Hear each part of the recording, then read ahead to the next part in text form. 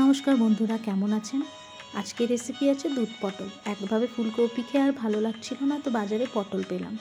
তো পটল নিয়ে এসে এভাবে আমি ছুলে নিয়েছি। জাস্ট বটিতে একটু ঘষে নিয়েছি, নুন হলুদ মাখিয়ে 10 মিনিটের জন্য ছেড়ে দিলাম। এবার সর্ষে তেলে এই পটলগুলো দিয়ে দিলাম ভাজতে। লো ফ্লেমে ভাজবো। এইভাবে আমি পটল লাইনিং করে একটু চিড়ে নিয়েছি, আপনারা দেখতেই পাচ্ছেন। এইভাবে ভাজলে পটলের ভিতর নুন হলুদ বেশ ভালোভাবে ঢুকে যায়, পটলটাও সেদ্ধ হয়ে যায়। এবার পটলটা তুলে নেব। সেই তেলটাতেই গোটা গরম মশলা দিলাম, স্ক্রিনে দেওয়া আছে। ঘরে যা বেসিক মশলা আমরা ব্যবহার করি সেই মশলাই দিলাম।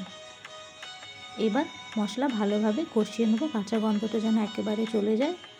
এইবার কাজু, আদা আর কাঁচা লঙ্কা বাটা দিয়ে দেবো। 6-7খানা কাজু নিয়েছি, একটুকুনি আদা আর স্বাদ মতন লঙ্কা ভালোভাবে একটা ফাইন পেস্ট করে দিয়ে দিলাম।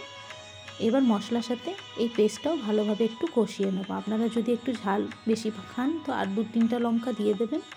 এবার ভেজে রাখা পটলটা দিয়ে দিলাম। এটা দুধ পটল, তাই জন্য একটু দুধের পরিমাণটা একটু বেশি দেবেন। আমি 1 কাপের মতন দুধ দিয়েছি। এবার 10 মিনিটের জন্য ঢেকে ছেড়ে দেবো, লো ফ্লেমেই রাখবেন।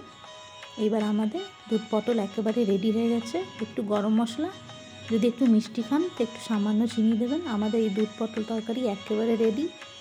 এবার পরিবেশন করে নিচ্ছি। আজকে লাঞ্চ আমাদের একেবারে নিরামিষ, আজকে মঙ্গলবার, আর সেই আমাদের দুধ পটল। তা আপনারা এইভাবে বানিয়ে খান, নিশ্চয়ই কমেন্টস করে জানাবেন কেমন লাগলো। Thank you.